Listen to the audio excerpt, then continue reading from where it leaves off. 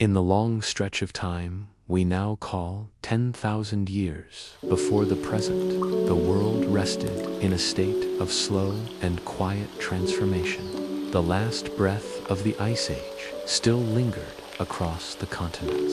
It settled over the land like a pale blanket, shaping everything it touched. The air was cold, the wind was gentle, and the silence was deep enough to feel endless. Massive sheets of ice still covered large parts of the northern world. These glaciers had existed for thousands and thousands of years. They stood taller than mountains, thick, heavy, and ancient. When sunlight touched them, they glowed faintly, almost like frozen glass. They moved so slowly that no human could ever notice, only a few centimeters each year. Yet their weight-shaped valleys carved rivers and pressed the earth into new forms. All around these giant walls of ice, the landscape was beginning to awaken. As the temperatures rose only slightly, but steadily, the frozen ground softened. Moisture seeped into the soil.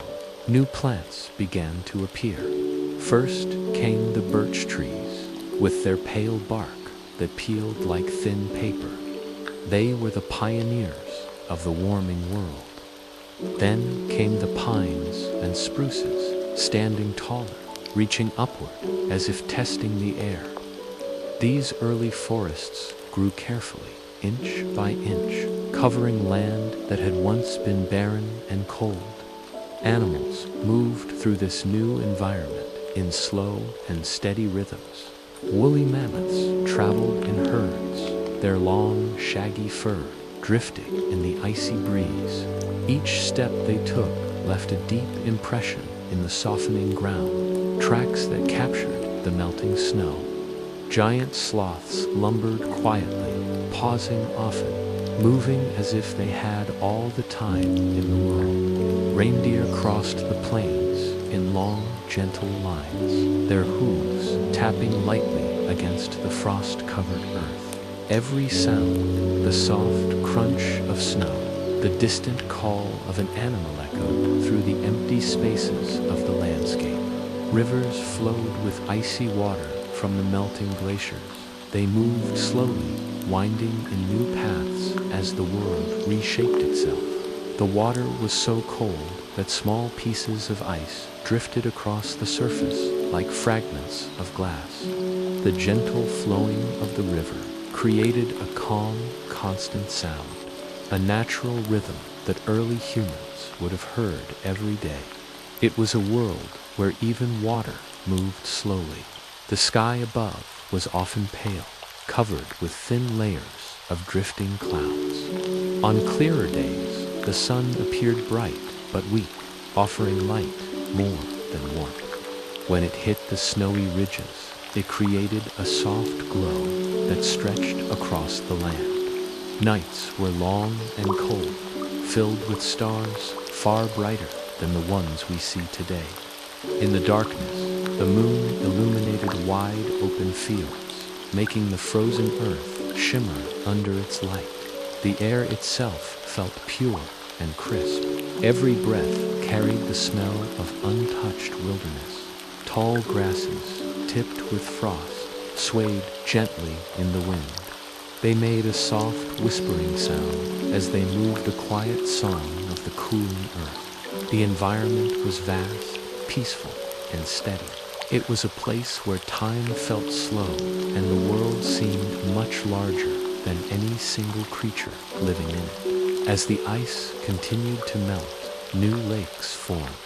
These lakes were calm and still, reflecting the sky like mirrors. Around them, early birds returned, gliding across the water with slow, careful movements. They created soft ripples that spread outward until they finally disappeared at the edge of the shore. Everything in this world happened gradually. Seasons shifted carefully.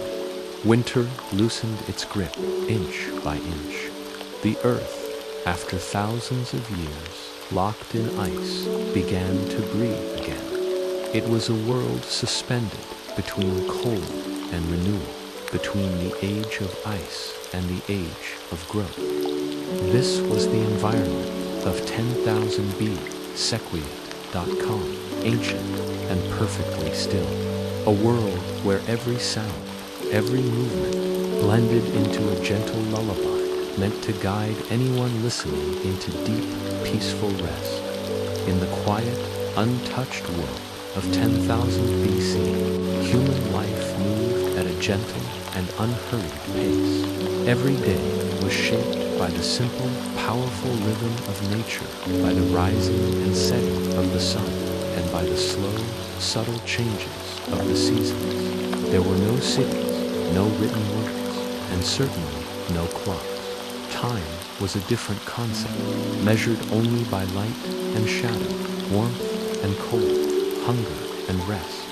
The people of this era lived in small, tight-knit groups, bands made up of families, connected through the shared journey of survival. These groups were nomadic, wandering through open plains, ancient forests, and along winding riversides, following the migrations of animals and the growth cycles of wild plants. Their lives were simple, steady, and deeply, profoundly tied to the land around them.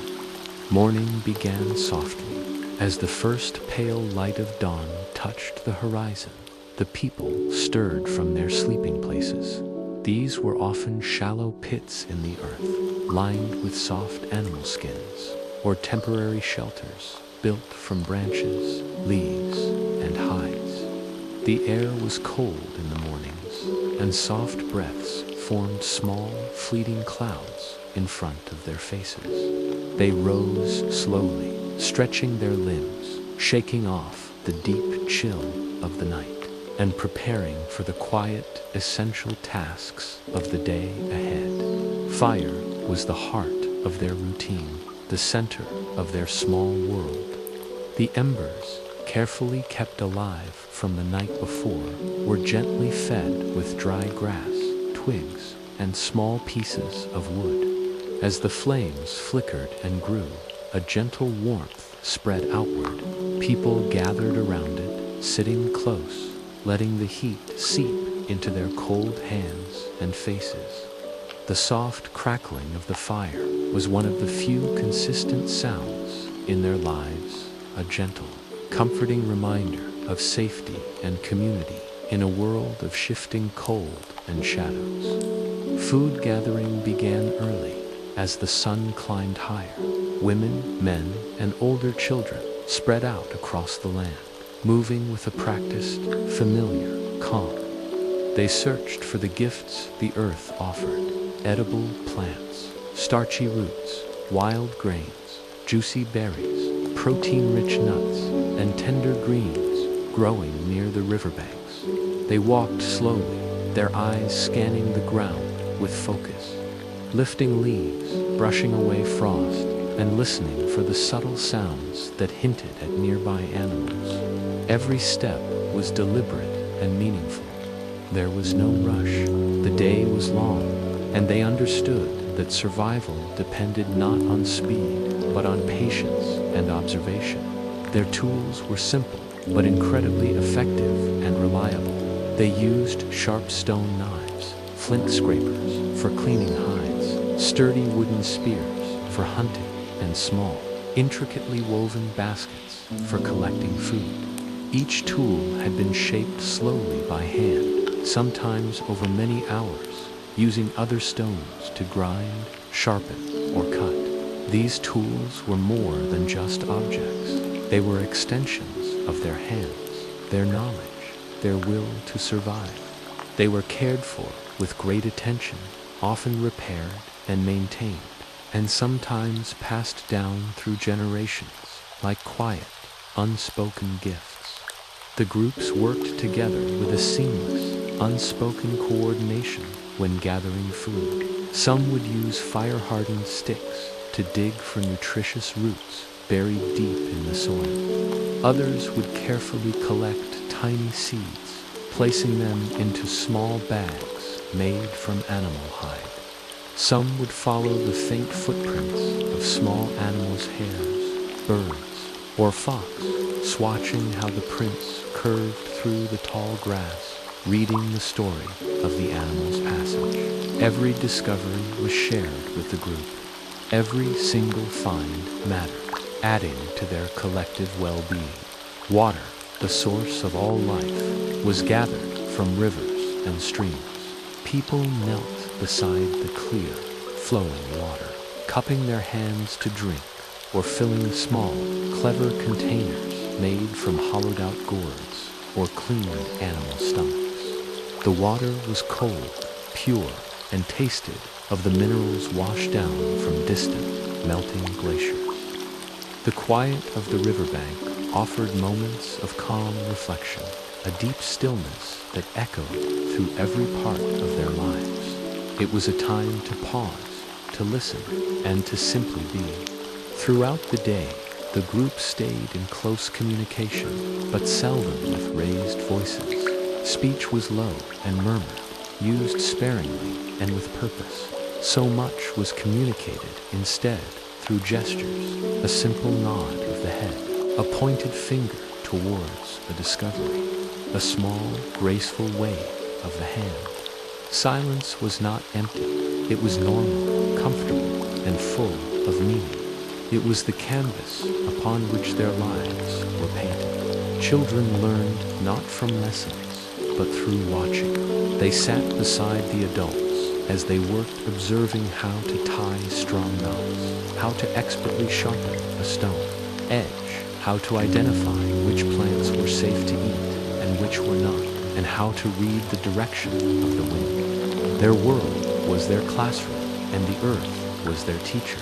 Everything they needed to know to survive and thrive existed in the quiet land around them. As the sun moved slowly across the sky, people rested often. There was a natural rhythm to their effort and rest. They sat on the ground, leaned against sun-warmed logs, or stood quietly beneath the shade of ancient trees. They listened to the symphony of the wild, birds calling overhead, the distant movement of larger animals through the brush, the soft, whispering rustle of leaves in the breeze. Life moved in a series of slow, present moments, one after another, each one blending seamlessly into the next, like ripples on still water.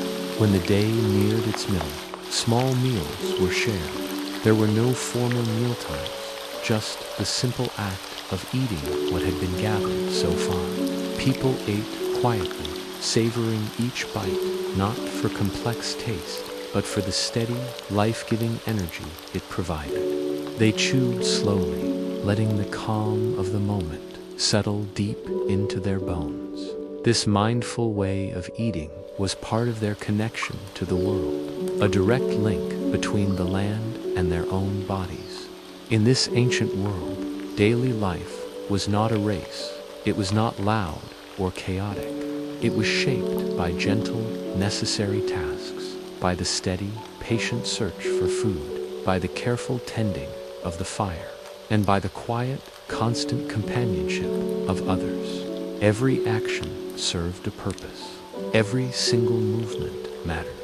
As the afternoon approached, the people continued their careful, deliberate routines, fully aware that their survival depended not on speed or force, but on patience, observation, and a deep, harmonious relationship with the land. This was life in 10,000 B, ceaseless, deliberate, and deeply peaceful.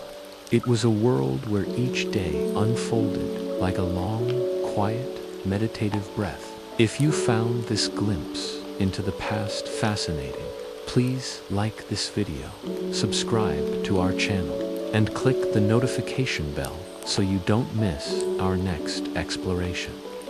In the pale morning light, as the sun slowly climbed over the frozen horizon, the small human band stirred from their shallow sleep. The wind was gentle today, a rare kindness in a world still half covered in ice. The air smelled faintly of snow and distant grass thawing beneath the frost. It was the kind of morning when the hunters knew this is a good day to follow the giants. Far beyond the camp, across the white plains, enormous shapes moved like drifting shadows. Woolly mammoths, towering figures, with long curved tusks, wandered in slow, careful steps. Their breaths rose in thick clouds, floating away like pale ghosts in the cold air. To the people of 10,000 BC, these mammoths were everything: food, shelter, clothing, tools, and survival. The hunters gathered in silence, each one wrapped in heavy furs stitched together from earlier hunts. They said nothing unnecessary. Talking wasted breath, and every sound traveled cleanly across the icy ground. Instead, they exchanged slow nods, calm gestures, the kind passed down through generations. In a world without written words, their knowledge lived in movements and instincts. Today, they were tracking a lone young mammoth, slightly separated from the herd. Not too young to be useless, not too old to be dangerous. A perfect choice. The hunters moved with steady, quiet steps, spreading out in a wide crescent. They did not run, they did not rush. A mammoth hunt was not about speed. It was about patience, long, slow patience. As they walked, snow crunched softly under their feet. Each hunter held a long spear made of sharpened stone attached to a smooth wooden shaft. Some carried torches, unlit for now. Others had small leather pouches filled with crushed herbs, used not for medicine today, but for masking the human scent from drifting toward the herd. Hours passed. The sun rose higher, but the cold remained steady, almost unmoving. The hunters finally reached a ridge overlooking the distant animal. The mammoth stood alone, brushing its trunk against the frozen ground in search of grass buried beneath the ice. Steam drifted slowly from its massive body. It did not feel watched, not yet. The hunters knelt behind low rocks, breathing softly. They waited. They always waited. A mammoth was too strong to face directly. You did not win by being fast. You won by letting the land do half the work. Finally, the moment arrived. A gentle breeze shifted the right direction. The signal the hunters needed. The leader raised his hand slowly, fingers spread, as if calming the earth itself. Everyone froze. Even their breaths seemed quieter. Step by step, the hunters began moving into position. One group circled toward the mammoth's left, staying downwind. Another moved toward the right, approaching the animal's blind spot. Each movement was controlled, unhurried, almost sleepy in its rhythm.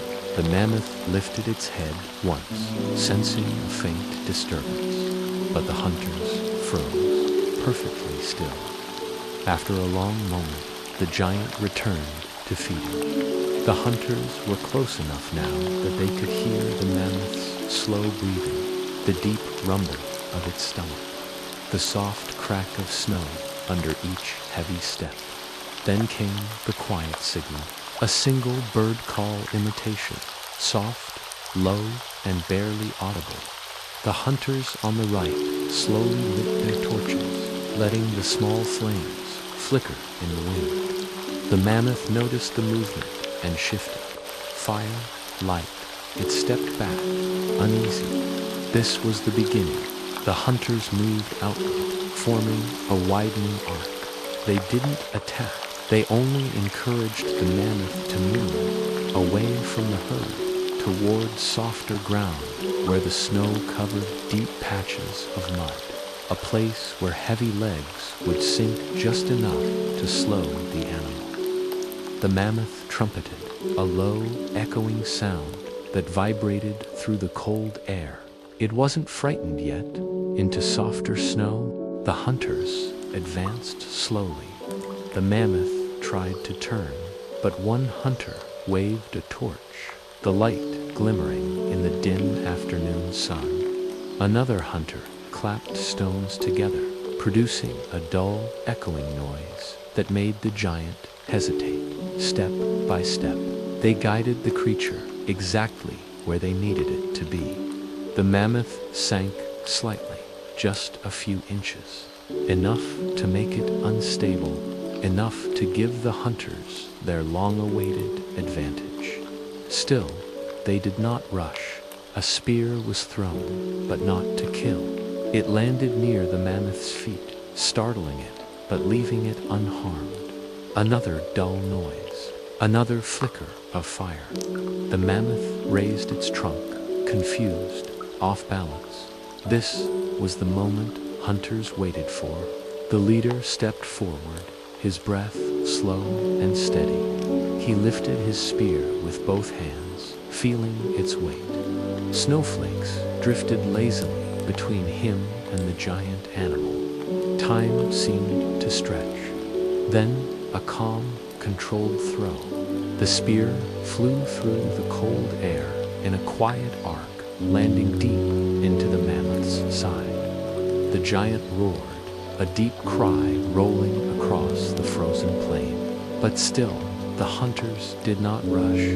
They moved in a slow circle, methodical, letting the mammoth tire itself out against the soft ground. Every movement, every breath, was part of a ritual older than memory. The mammoth swayed, its massive legs trembled. Snow fell around it like quiet white feathers. And then, slowly, it lowered itself onto the cold ground, exhausted, weakened, unable to continue fighting the soft mud beneath it. The hunters approached with reverence. This was not celebration. It was gratitude, survival. As the final light of day faded over the icy horizon, the hunters rested, knowing that their people would live another season. And the mammoth, mighty and ancient, had become part of the long, quiet story of 10,000 BC. Start with a wide, sweeping shot of a snowy landscape, the sun low on the horizon. A massive, woolly mammoth lies still on the snow, surrounded by a small band of hunters. The mood is quiet and somber, not triumphant. The chase is over. A colossal life has ended. Here, on the vast, frozen plains of the Ice Age, a woolly mammoth lies still. Its immense body, a mountain of flesh and fur, rests against the soft, white snow. The hunt was long, a slow and deliberate pursuit, a test of endurance and strategy, not a frantic battle. Now, silence descends upon the scene, broken only by the whisper of the wind. The hunters approach, their steps measured and soft. There are no cheers, no roars of victory. Instead, a profound respect fills the air. This is not a conquest, it is a communion. They stand for a moment, observing the creature that will sustain their families through the harsh, unforgiving winter. This mammoth was a giant of its time, an ancient being that walked the earth long before them. In its sacrifice, their community finds life. With practiced hands, they begin their solemn work. Every movement is precise, honed by generations of knowledge passed down through quiet observation. The first task is to secure the life-giving meat. Sharp flint knives, painstakingly crafted, slice through the thick hide. The cuts are deep and methodical, following the contours of muscle and bone. Large sections of meat are carefully carved away. Some of it will provide a much-needed immediate meal, a warm and vital feast after the long day's effort. But most will be preserved. It will be thinly sliced and hung to dry in the frigid air or carefully layered with rendered fat, a long-lasting supply of energy for the dark months ahead. Nothing will be wasted. Next, they turn their attention to the hide. This thick, shaggy coat is a treasure, a shield against the biting cold. the hunters work together, peeling back the heavy pelt. It's a slow, arduous process, requiring strength and coordination. They roll the massive hide carefully, its woolly texture a promise of warmth. This fur will become clothing to protect them from the elements, blankets to wrap their children in at night, and coverings for their simple shelters, keeping the wind and snow at bay. The stone tools scrape and clean, preparing the hide for tanning, a process that will make it soft, durable, and ready for use. Every motion is deliberate, a testament to their patience and skill. The skeleton of the mammoth is a raw material, a natural toolkit waiting to be repurposed. The enormous, curving tusks of ivory are carefully removed. These will be carved into intricate tools, sharp harpoon points for future hunts, or perhaps even ceremonial objects, imbued with the spirit of this great animal. The large leg bones, strong and solid, will be shaped into digging sticks for foraging roots, or used as structural supports for their dwellings. The ribs, long and curved, can be fashioned into runners for a crude sled, allowing them to transport their precious cargo across the snow. Even the smallest fragments have a purpose. Sinew is meticulously stripped to be twisted into strong cordage for tying and binding. The rich fat is rendered down over the fire, providing fuel for their lamps and a high-energy food source. Every piece is valued, every scrap is saved. As the hunters work, the younger members of the band watch from a safe distance. Their eyes are wide, absorbing every detail. This is their classroom. They see the careful rhythm of the butchering process, the way the elders coordinate their tasks without a word.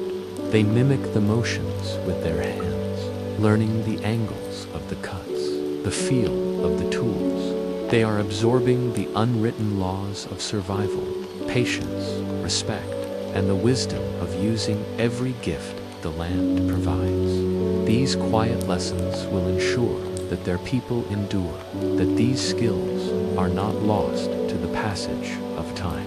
The sun begins to sink lower, its light turning the snow from brilliant white to shades of pink and orange. The work continues, a slow and steady dance of survival. Some of the group tend to the fire, its flames a beacon of warmth and light in the growing twilight. Others are constructing simple drying racks from scavenged branches, carefully arranging the strips of meat to catch the dry, cold air. The tasks are repetitive, but there is no sense of drudgery. There is only purpose, a shared effort to secure their future. The air is cold, but their focused activity generates a quiet warmth. As dusk settles into night, the intense labor begins to wind down. The bulk of the work is done.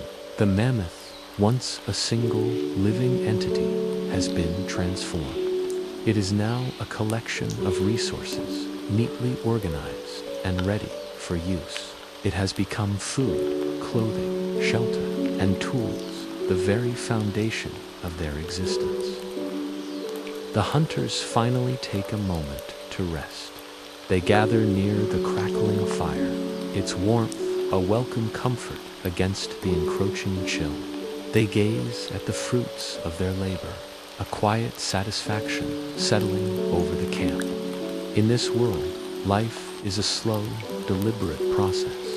Survival depends not on speed, but on observation, on patience, and on a deep, intuitive understanding of the natural world. Tonight, there is a sense of completion, of a cycle fulfilled. The great mammoth, a titan of the Ice Age, now lives on in the people it sustains. As they settle in for the night, the hunters are calm, their minds already turning to the long, steady days ahead, secure in the knowledge that they are prepared.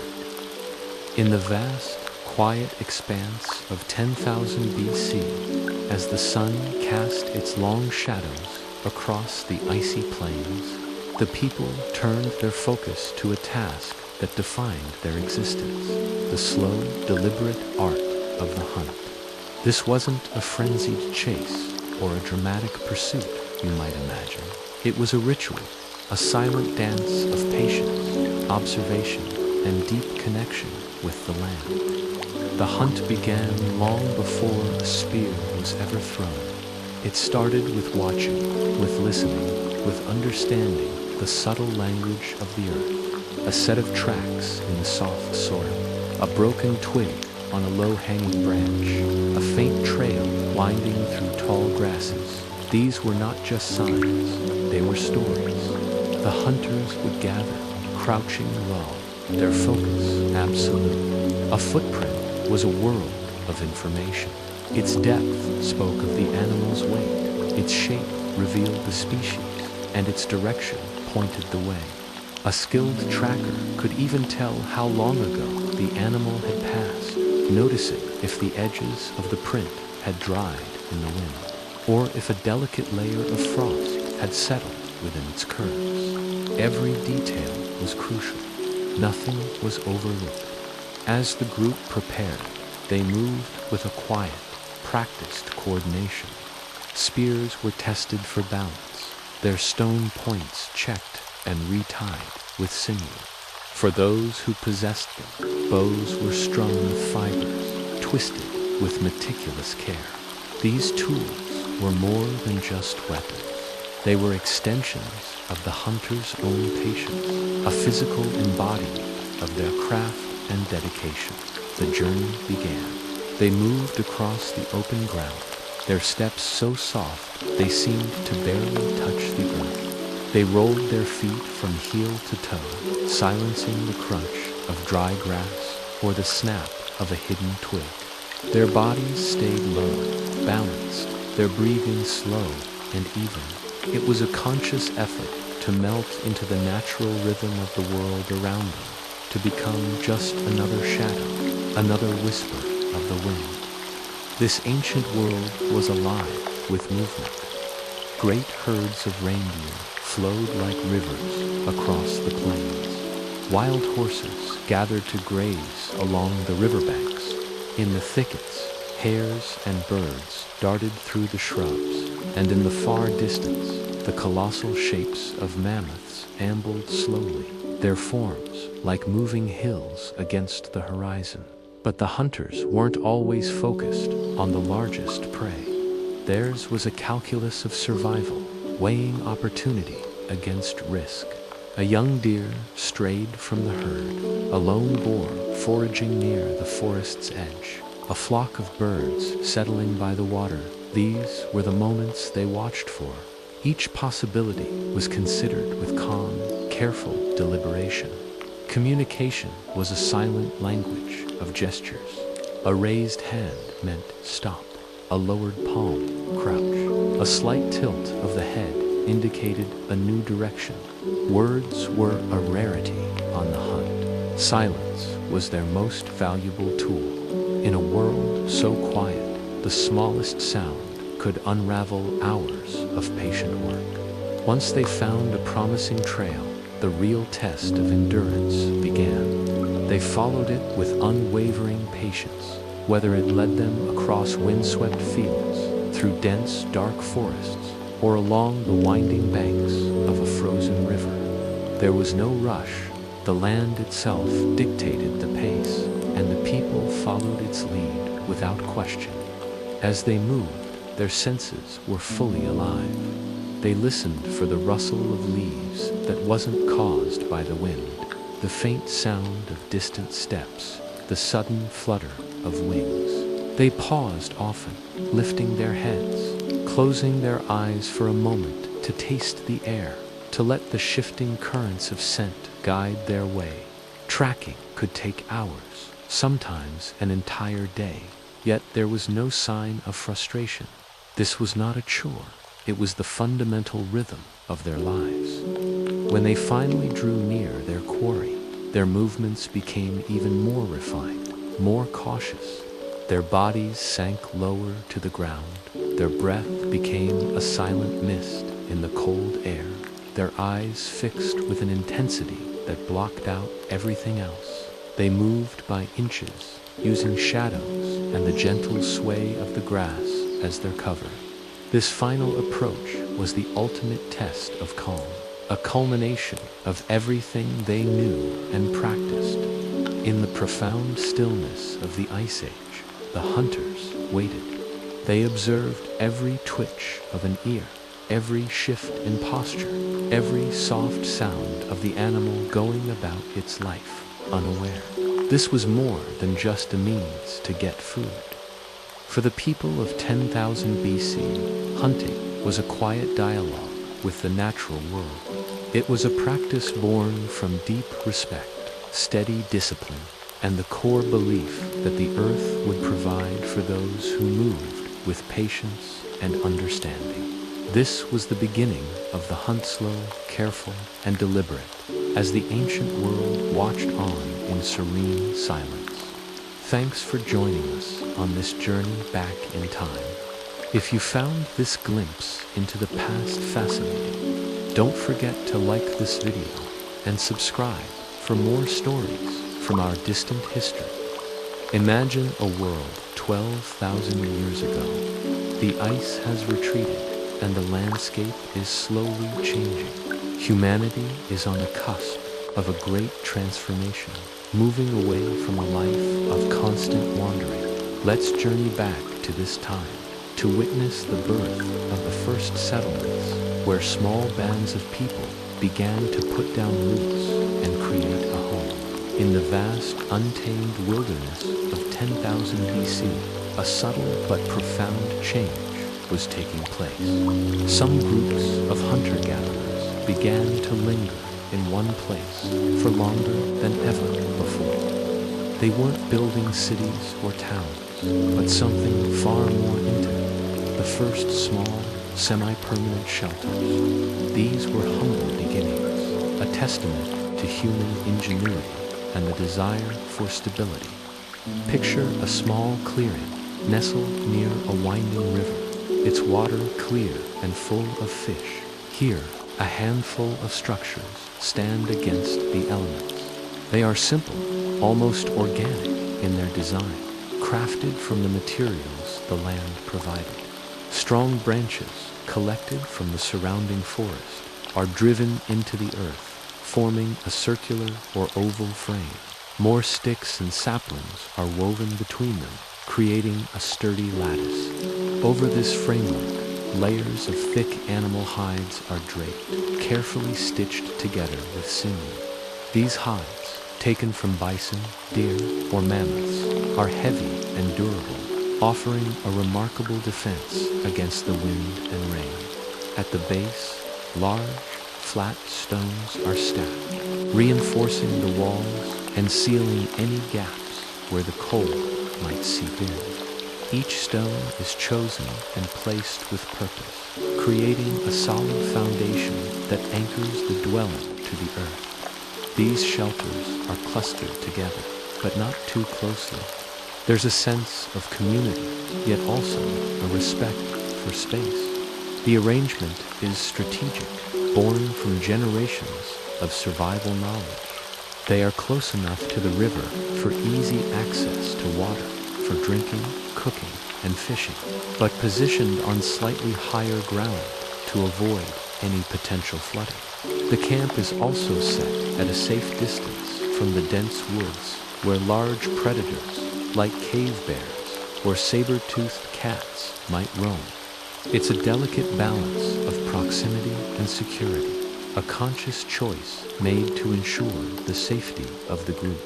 Step inside one of these dwellings. The space is small, cozy, just large enough for a single family or a few members of the band to huddle together. The air is thick with the scent of wood smoke, earth, and dried herbs.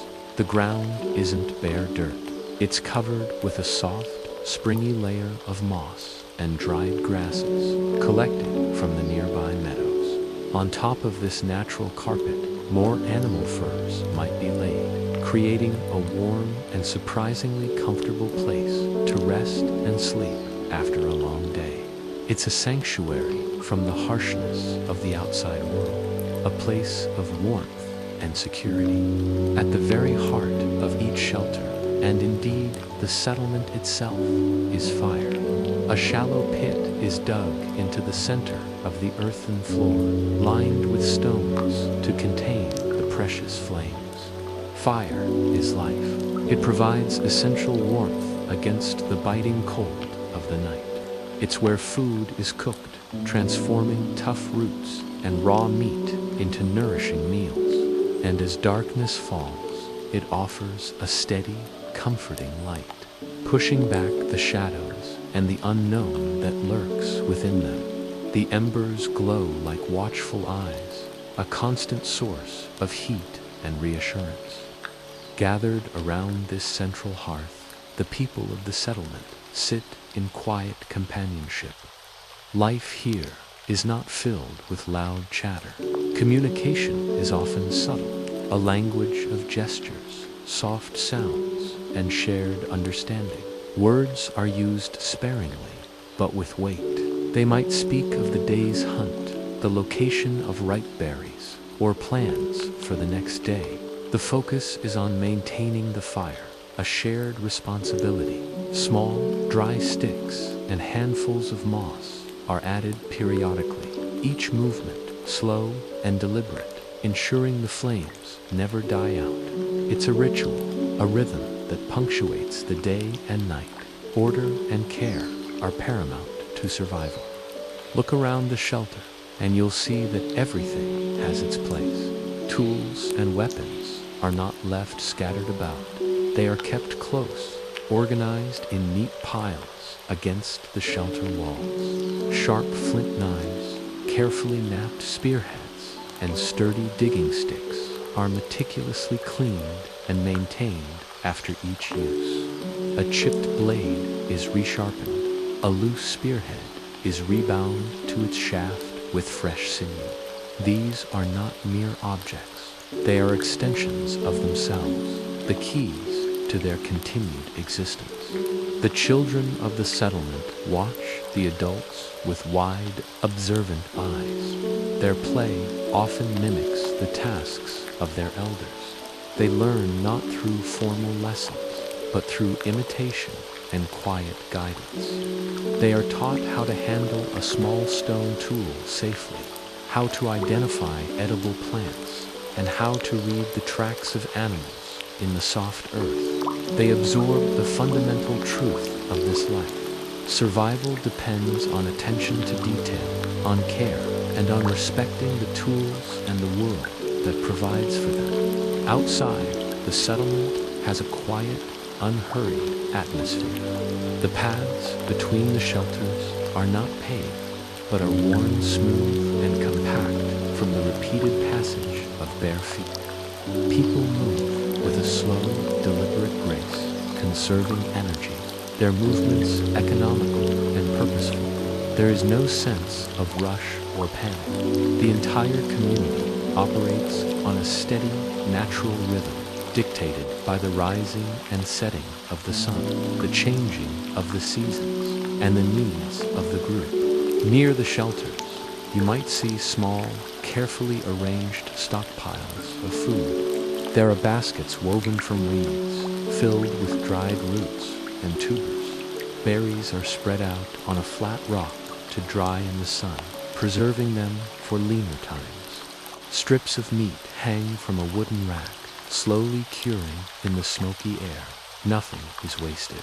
Every part of an animal, every edible plant is utilized. This careful management of resources is what allows them to stay in one place, to weather the times when game is scarce or the weather is unforgiving. The soundscape of the settlement is a gentle symphony of nature and human activity. Listen closely. You can hear the soft crackling and popping of the fires, the rustle of leaves as a breeze whispers through the trees. In the distance, the call of a bird or the howl of a lone wolf, and underneath it all, the low murmur of human life. the soft thud of a stone tool striking flint, the gentle scrape of a hide being prepared, the quiet hum of a mother soothing her child. It's a world of soft sounds, a stark contrast to the noise of our modern lives. This was a life of profound connection, a connection to the earth, to the seasons, and most importantly, to each other. Every task, from hunting and gathering to tool-making and childcare, was a collective effort.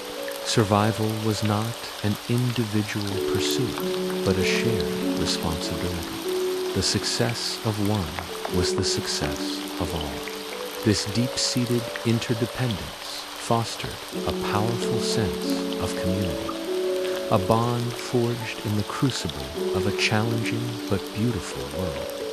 Life in these early settlements was calm, it was structured, and it was entirely dependent on maintaining a steady, unbroken rhythm.